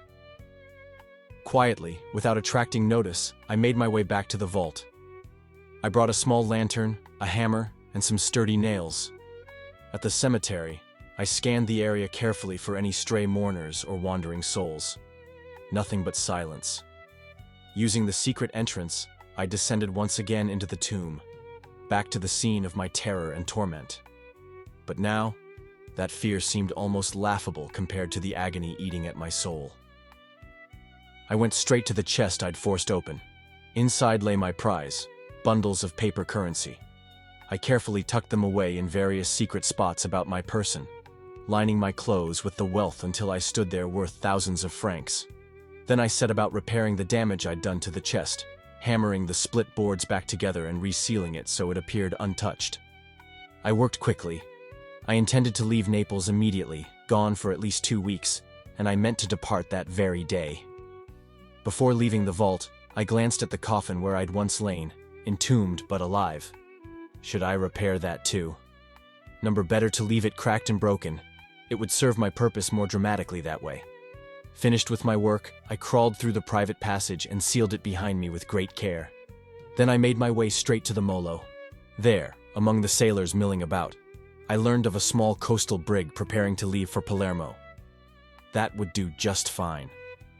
I found the captain, an olive-skinned, cheerful man with bright eyes and dazzling white teeth. He smiled broadly when I asked for passage and agreed at once, for a price that seemed reasonable, but later proved to be about triple the fare rate. Still, he overcharged me with such grace and charm that I didn't even mind. I've heard much about the blunt honesty of the English, but I'll take a friendly rogue with a good word over a gruff boor who can't even wish you a good morning. We set sail around 9 o'clock. The morning was bright and for Naples, surprisingly cool. The sea lapped against our vessel with a lively, musical gurgle, as if the water were chattering about its secrets, its coral gardens, its dancing fish, the delicate creatures tucked into shells like miniature palaces. It babbled endlessly, even whispering to me about women and love, and how many beautiful bodies it had seen drowned in its cold arms. Lovely, fragile women, now swept about like flotsam, tossed to the sea beasts for sport. I sat on the edge of the boat, staring into the sapphire depths of the Mediterranean. I imagined her, my Delilah, lying on the golden sea floor, her golden hair drifting like seaweed, her mouth blue from the icy tide. She'd look beautiful that way, better than she had in her lover's arms last night. Lost in thought, I barely noticed the captain tapping my shoulder. He held out a cigarette, smiling. "Smoke, signore?" I took it, dazed. "Why call me signore?" I asked. "I'm a coral fisher." He shrugged and bowed slightly, eyes twinkling. "As the signore wishes, but—" And he gestured again, smiling. "What do you mean?" I demanded. He bent over, tapping my wrist lightly with one finger. "Scusa, signore, but those hands aren't the hands of a fisherman." I looked down. He was right. My hands, smooth and flexible, betrayed me. I'd been fooling others, but this shrewd little sailor had caught me. For a moment, I was rattled. Then I smiled and lit the cigarette. "So, what if I'm not what I claim?" I said casually. He held up his hands, mock apologetically. "It's not my concern. The signore is safe with me. I keep my tongue where it belongs. People have their reasons. Love, revenge, money. Life pushes us all in strange directions. I can see you've suffered. That's enough. You trusted my boat. I offer you my service." He removed his red cap and offered me his hand. I took it silently. His warmth, his discretion, it touched me deeply.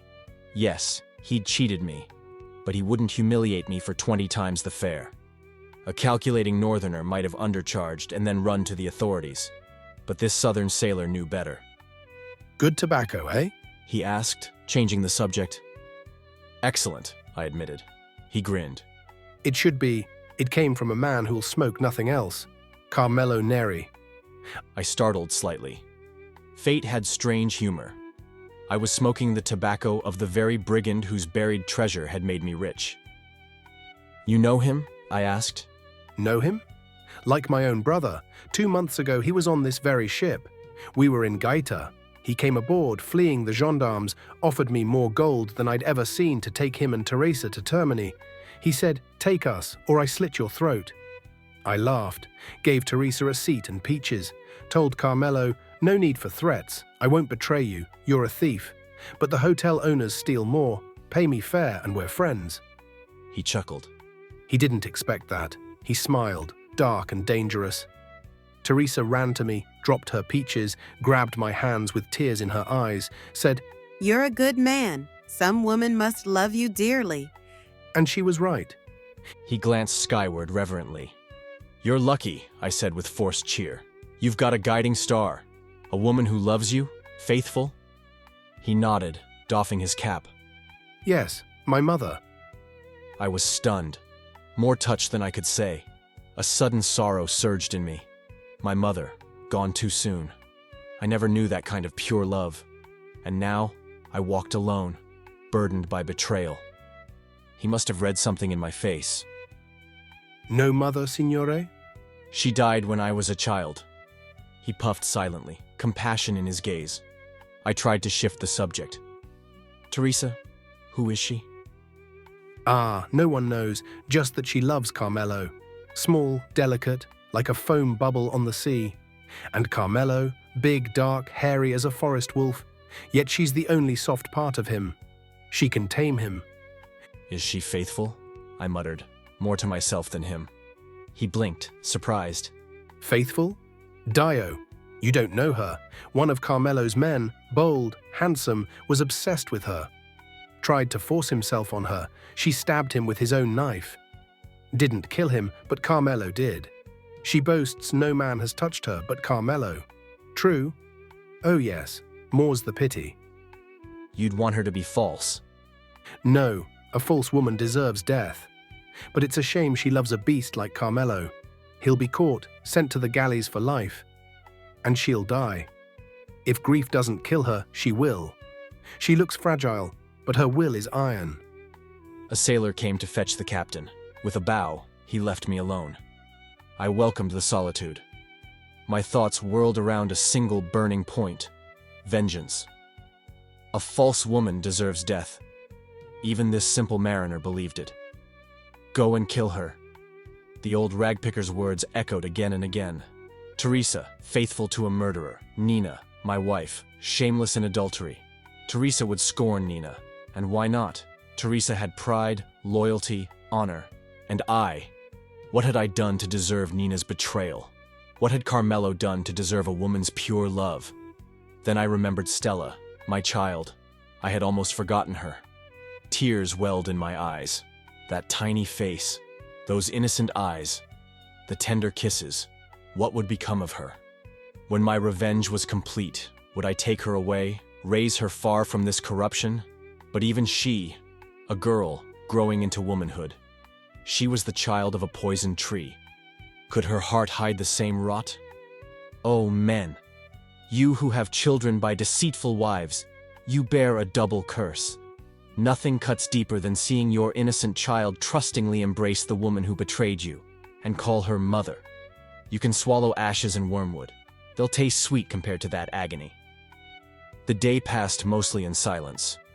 The captain spoke to me when he could, but the wind demanded his full attention.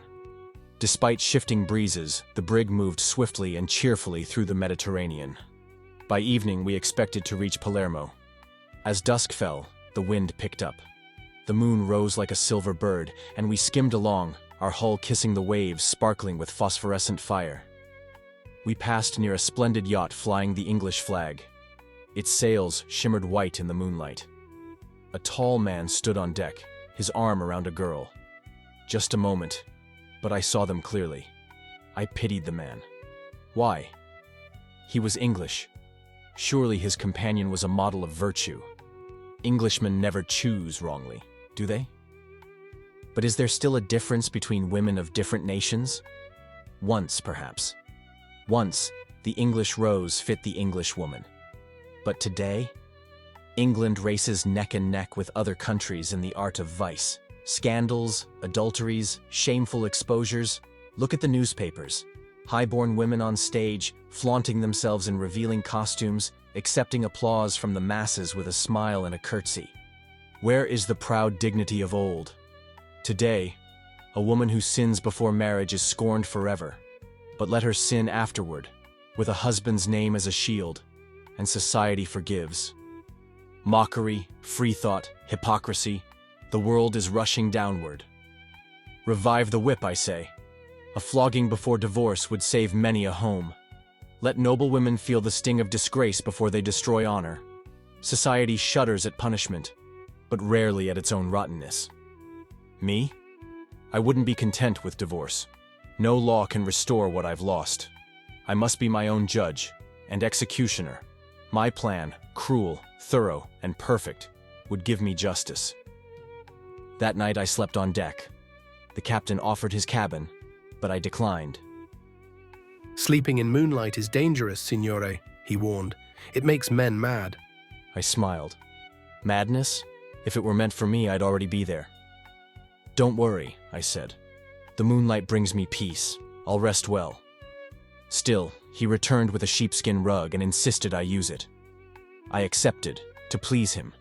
He wished me buon riposo, and went below, humming a tune. I lay back, gazing at the star-strewn sky. It felt as though we too had become a star, sailing the heavens. Were those other worlds populated with liars and lovers too? Or were they pure, untainted by betrayal? Fancies danced through my mind. I relived the vault, the kiss between Nina and Guido, the shape of my revenge. Divorce? Too mild. It's no punishment for her. It's what she wants. But what I had planned, that would make history. And as the moon spilled gold onto the sea and the brig whispered through the waves, I drifted into a dreamless, determined rest.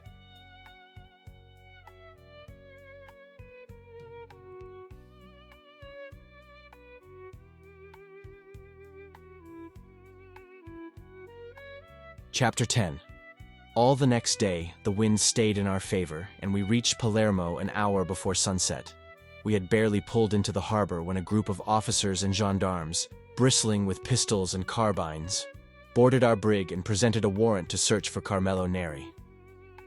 I was a bit concerned for the safety of my friend, the captain. But he didn't flinch. He greeted the heavily armed agents of the government as though they were long-lost brothers. "To be honest," he said cheerfully, uncorking a bottle of fine Chianti for them, "I'd wager Carmelo is somewhere around Gaeta. Why would I lie? There's a reward, and I'm poor. Believe me, I'd help you if I could." One of the officers raised an eyebrow. We've received intelligence that Neri escaped Gaeta 2 months ago with the help of a certain Andrea Luciani, owner of the coasting brig Laura, running trade between Naples and Palermo. You are Luciani, and this is the Laura. Yes. As if you fine gentlemen could ever be mistaken, cried Andrea, still laughing, giving the man a hearty slap on the shoulder. Even if St. Peter denied you entry to heaven, you'd find a better door. Yes, I'm Andrea Luciani, and this is my brig. But the rest, no. You're mistaken. Totally mistaken. He wiggled his fingers dramatically. But let's not quarrel over it. More Chianti, amici. Brigand hunting is thirsty work. Help yourselves. There are 20 more bottles below. Despite themselves, the officers smiled. The youngest, a spirited and good-looking fellow, joined the banter, though clearly trying to bait Andrea into a confession by mirroring his charm. Bravo, Andrea. Let's all be friends. And come now. What harm in giving a brigand passage? I bet he paid better than most cargoes. But Andrea was too shrewd. He widened his eyes in mock horror. May the Madonna forgive you. Me, take money from a cursed brigand. Bad luck for life, I tell you. No, my friend. This is a misunderstanding. I swear I know nothing of Carmelo Neri, and I pray to the saints I never meet him. He was so convincing that even the officers looked uncertain. Still, they searched the brig thoroughly, questioning everyone aboard, including me. But naturally they got nothing of use. They accepted my fisherman's outfit as proof of my trade, and though they examined my white hair with mild curiosity, they found nothing suspicious. After more friendly talk and a few more glasses of wine, they left, thoroughly baffled and doubting the tip they'd received. As soon as they vanished, Andrea danced on the deck like a boy, snapping his fingers. By Bacchus! They'll have better luck getting a priest to spill confessions than forcing me, honest Andrea, to betray a man who's given me good cigars. Let them scour Gaeta from attic to sewer. Carmelo's safe in Montemaggiore, not a gendarme in sight. Seeing I was ready to disembark, he came to shake my hand. I'm sorry to lose your company, signor. You don't blame me for helping a poor devil who trusted me. Not at all, I said warmly. I wish more men were like you. Farewell, and thank you. I handed him the agreed fare. I won't forget your kindness. If ever you need help, send for me. He looked curious. But how will I find you if I don't know your name? I had prepared for this. I'd decided to adopt the name of an old school friend, someone I had once loved dearly, who drowned before my eyes at the Lido. So I answered simply, "Ask for Count Cesare Oliva. I'll be back in Naples soon. You'll find me." The captain doffed his cap and bowed. I thought as much. Those are not the hands of a fisherman. Oh yes, I can spot a gentleman. Even we Sicilians boast we're all gentlemen, though it isn't always true. Farewell, Signor Conte. At your service always. I jumped ashore. Farewell, and thank you. Thank you again. Oh, too much honor, Signor. Too much honor, he called, still bareheaded, his tanned face glowing with kindness. A good-hearted rascal, that one. His morals were tangled, but his lies were more honest than the truths of some so-called friends. I believe the great recording angel knows the difference between lies that save and truths that kill. My first order of business in Palermo was to buy proper clothes. I explained to the tailor that I'd joined coral fishers for amusement, hence the strange attire. He believed me, especially when I ordered several new suits on the spot under the name Count Cesare Oliva and gave the address of the city's best hotel. He served me with fawning humility and let me change in his private back room. Shedding the rough fisherman's garb, I emerged in a decent ready-made suit that passed well enough. I took up residence at the finest hotel for several weeks spent preparing for the revenge I'd sworn to carry out. One priority was securing the wealth I carried. I called on Palermo's top banker and introduced myself as a returning nobleman. He welcomed me warmly, if a bit surprised at the fortune I presented. But he was happy to arrange safekeeping for both my money and the bag of rare jewels, some of which he admired openly. Noticing his interest, I offered him an emerald and 2 large unset diamonds to have made into a ring. He refused at first but couldn't resist for long. Once he accepted, he was mine. His gratitude bound him more tightly than any written reference could. Next came my physical transformation. I'd always worn a mustache, now turned white along with my hair. I let my beard grow. It, too, came in white. Yet my face, oddly enough, regained some of its youthfulness. My dark eyes regained their old fire, and I worried that someone might recognize them. So I devised a plan. I'd claim weak eyesight, an affliction from the southern sun, and wear smoked glasses. I bought a pair and tested them in front of a mirror. Perfect. With my white beard and glasses, I looked like a healthy man in his mid-50s, whose only issue was sensitive eyes. Then came the voice. My natural tone was soft and quick, with expressive gestures, very Italian. I trained myself like an actor. I forced a rougher accent, spoke slower, and avoided gestures altogether. It was hard work. My model? An Englishman at the hotel. Dour, stiff, never once relaxing. A human iceberg. I mimicked his tight-lipped silence, upright walk, and aloof stare until even the waiters nicknamed me the White Bear. One more thing remained. I wrote to the editor of a major Naples paper, enclosing 50 francs and requesting a short society item. Count Cesare Oliva, a nobleman long absent from Italy, has returned with immense wealth and intends to settle in Naples. High society will surely welcome this distinguished addition to their ranks. The editor printed it word for word. He sent me the paper with a flourish of compliments, but no mention of the bribe. If I'd sent double, he might have declared me a disguised king. Honor is relative when editors live off ink and air. On the penultimate day of my Palermo stay, I lounged in the hotel's smoking room, gazing at the Golden Gulf. The sunset's afterglow still streaked the sky, but the sea breeze had turned cool. My assumed persona, a harsh, cynical man who'd seen too much of life, had become second nature. I puffed my cigar in silence. My thinking was done. Action lay ahead. Suddenly I heard a rising noise, loud, surging like waves. I leaned out the window but saw nothing. Just then, a breathless waiter burst in. Carmelo Neri, signor. They've caught him. Finally. Though inwardly intrigued, I remained calm. Drawing on my cigar, I said, "A great scoundrel indeed. Congratulations to the authorities. Where is he?" In the great square, bound and surrounded.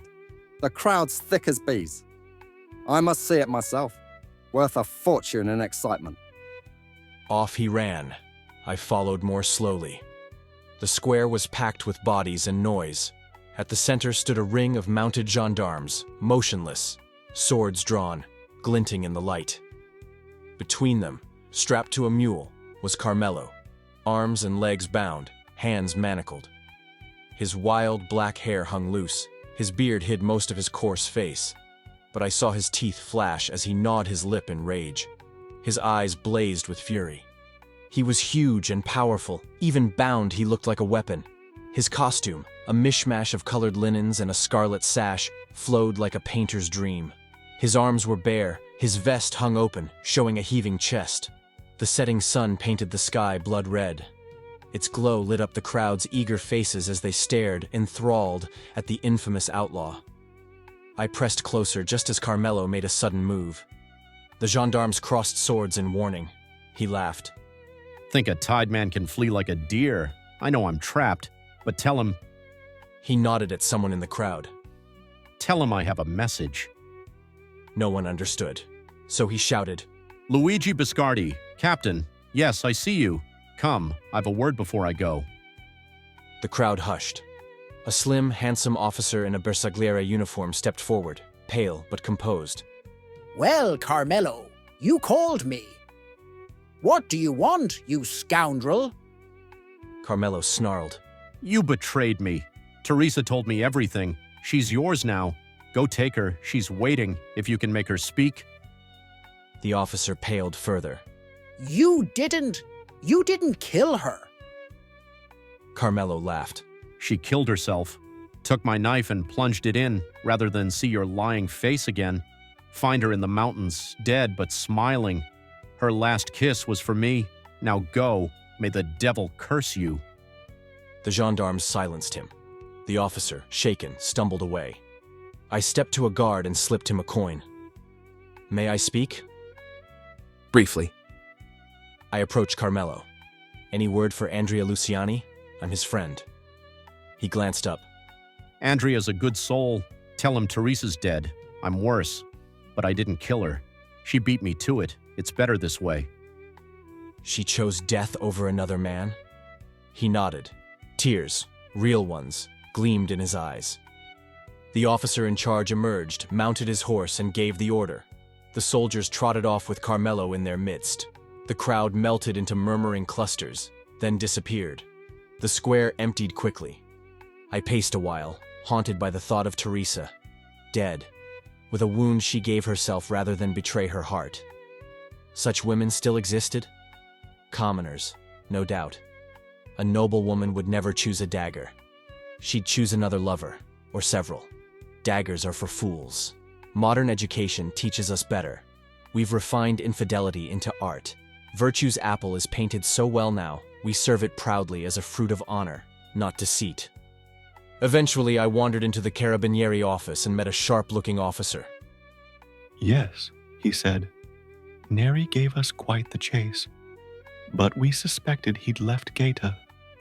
A few hints led us to the mountains. Did he resist? Number gave up like a lamb.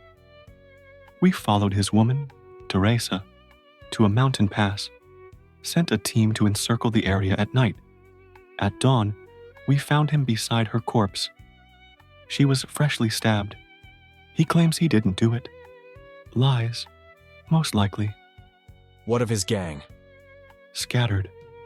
We caught 3 leaders recently. The rest vanished. He probably dismissed them. No unity. No threat. And his fate? Life at the galleys. No chance of appeal. I thanked him and left. I felt assured. The treasure I'd found in my family vault was mine now. None of Carmelo's men would dare come near Naples. And I thought with irony, had Neri known my story, he might have been glad his gold was to fund vengeance. Everything was falling into place. Every obstacle vanished. The path was lit clearly before me. God himself, it seemed, was on my side, as he always is, on the side of justice. Let the faithful take note. Pious masks don't fool the eternal. My wife could kneel like a saint, but every whispered prayer of hers was a curse in disguise. Prayer is dangerous for liars. It's like falling on a blade. Held with honor, a sword protects. Grabbed in cowardice, it kills.